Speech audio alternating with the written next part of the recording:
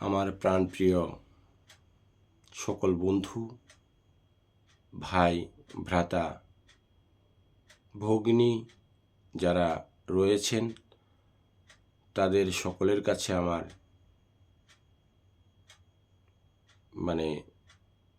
শ্রেণীভেদে প্রণাম, ভালোবাসা এবং আশীর্বাদ বা শুভেচ্ছা। আজকে আমরা খুব দুঃসময়ের মধ্য দিয়েই দিন অতিক্রম করছি, কারণ একটা সংকটময় পরিস্থিতি সারা বিশ্ব জুড়ে কেমন একটা রব শোনা যাচ্ছে, আতঙ্ক। তাছাড়া অনেক মানুষ তাদের যে আশা আকাঙ্ক্ষা, হয়তো সাফল্য সেই জায়গায় পৌঁছাতে পারেনি, তাই তারা বিভিন্ন রকম দিক থেকে হয়তো মানসিক যন্ত্রণায় দিন যাপন করে যাচ্ছেন। তাদের কাছে আমি আর কি সহানুভূতি বা কি আর বলবো। আমি শুধু একটাই কথা বলবো, যারা সাফল্যের শীর্ষে পৌঁছাতে পারেননি, আজও পৌঁছাতে পারেননি, তারা আরও ধৈর্য ধরুন, চেষ্টা করুন। ঠিক আপনি সফলতার শীর্ষে পৌঁছাবেন এবং সাফল্য আপনার জন্য অপেক্ষা করছে। আপনি সাফল্যমণ্ডিত হবেন, সফল অর্জন করতে পারবেন। সফলতা আপনাকে ডেকে নেবে, হতাশা আপনাকে শুধু পেছন দিকেই টানবে, নিজের মনকে আরও বেশি দুর্বল করবে এবং আপনার জীবনকে অনেক বেশি অতিষ্ঠ করে তুলবে। কাজেই সেই হতাশার জায়গাটা ছেড়ে আপনাকে সাফল্যের দিকে যেতে হবে। প্রয়োজনে আপনি যারা পজিটিভ মাইন্ডের মানুষ তাদের কাছে যান, তাদের সঙ্গে যান। যারা আপনাকে নেগেটিভ কথা শোনাবে সেখান থেকে দূরে থাকবার চেষ্টা করুন, কারণ নেগেটিভ মানুষরা কখনোই পজিটিভ এনার্জি দিবে না। আর বিশেষ করে আপনার বা আমার সবাই তো আর শুভাকাঙ্ক্ষী নয়। কাজেই অনেক মানুষ আছে যে আপনাকে ডিপ্রাইভড করে দেওয়ার চেষ্টা করবে, যাতে আপনি ডিপ্রেশনে চলে যান। হয়তো তার তার কোনো প্রফিট নেই, বা সে হয়তো এই মুহূর্তে কোনো প্রফিট বুঝতেও পারছে না, বা আপনার ক্ষতির জন্যও সে হয়তো বলছে না, কিন্তু সে হয়তো বলে ফেললো, কিন্তু আপনার মাইন্ডে সেটাই ঢুকে থাকলো। তাহলে তো আপনি আগামী দিনের যে কর্মক্রিয়া, আপনার যে কাজকর্ম যেগুলো করবেন বলে ভাবছেন, আপনার একটা পরিবার আছে, আপনার নিজস্ব একটা জীবন আছে, আপনার কিছু স্বপ্ন রয়েছে, সেই স্বপ্নগুলো পূরণ করতে হবে তো। আর এটাও সত্যি যে প্রত্যেক মানুষের তো আর চাকরি হবে না সরকারি, সেটা সম্ভব নয়। কারণ প্রতি বছর মাধ্যমিক পাশ করছে, প্রতি বছর উচ্চ মাধ্যমিক পাশ করছে, কলেজ স্নাতকোত্তরের ছাত্রছাত্রী পাশ করছে প্রতি বছরই। তারপরে আরও উচ্চশিক্ষায় শিক্ষিত ছাত্রছাত্রী প্রতি বছর বের হচ্ছে। তো প্রতি বছরই তো অতগুলো করে ছাত্রছাত্রী বেরোলে তাদের সবার কি করে সরকারের পক্ষে সম্ভব তো সেভাবে হয় কিনা আমি জানি না। তবে আমার মনে হয় কর্মটা আমাদের নিজেদেরও খুঁজতে হবে। সরকারি চাকরি পাওয়ার যারা যোগ্য তারা তো নিশ্চিতভাবে তারা তাদের দাবি রাখবেন, তারা সেগুলো করবেন এবং পাবেন। আর যারা একটু ব্যবসাটাকে ভালোবাসেন, বাণিজ্য ভালোবাসেন, তারা সেই পথেই না হয়ে এগিয়ে যান, কারণ সেখানেও তো শান্তি আছে।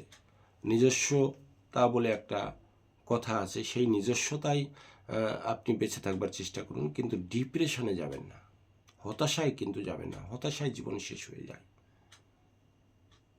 হতাশায় আয়ু কমে যায়, হতাশায় চেহারা নষ্ট হয়ে যায়, বিভিন্ন অসুখ বিসুখ আসে, বিভিন্ন রকম অসুখ হতে পারে। অল্প বয়সে অনেক অসুখ, মাথার চুল পড়ে যেতে পারে, মাথার চুল পেকে যেতে পারে, দাঁত পড়ে যেতে পারে, চোখের উপর প্রেশার পড়ে চোখের দৃষ্টিশক্তি কমে যেতে পারে, হার্টের সমস্যা দেখা দিতে পারে।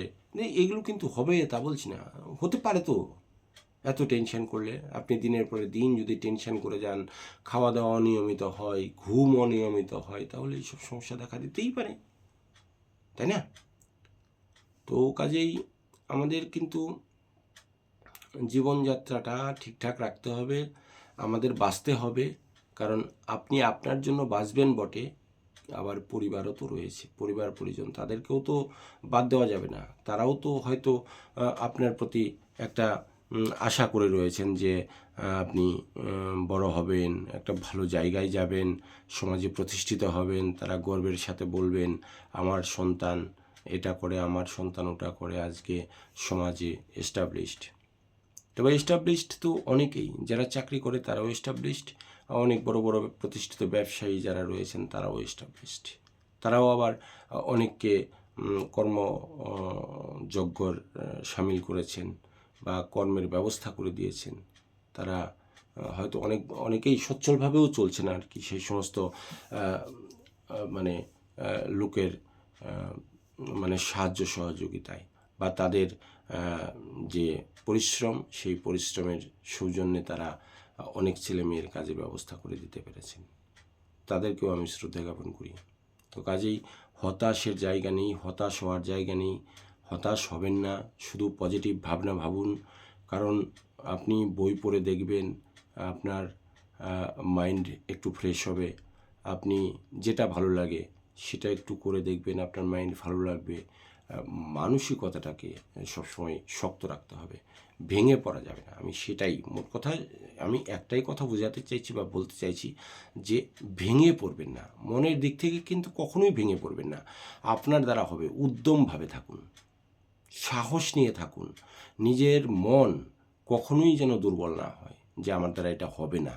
না না না, আপনার দ্বারাই হবে। আমি বলছি তো, আপনার দ্বারাই হবে, আপনি পারবেন এবং আপনার দ্বারাই এটা সম্ভব। কিছুটা সময়ের উপর নির্ভর করে, শুধু সময়টাকে একটু মানে মান্যতা দিতে হবে, আর তার জন্য একটু অপেক্ষা করতে হবে, সাথে ধৈর্য। এটা কিন্তু ছাড়া যাবে না।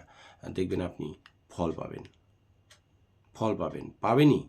আমি বলছি যে আপনি আমার ভিডিওটা দেখছেন তো, অনেকক্ষণ ধরে দেখলেন তো, আমি বলছি আপনাকে, মন থেকে বলছি, আপনি সাফল্যের শীর্ষে পৌঁছাবেন একদিন।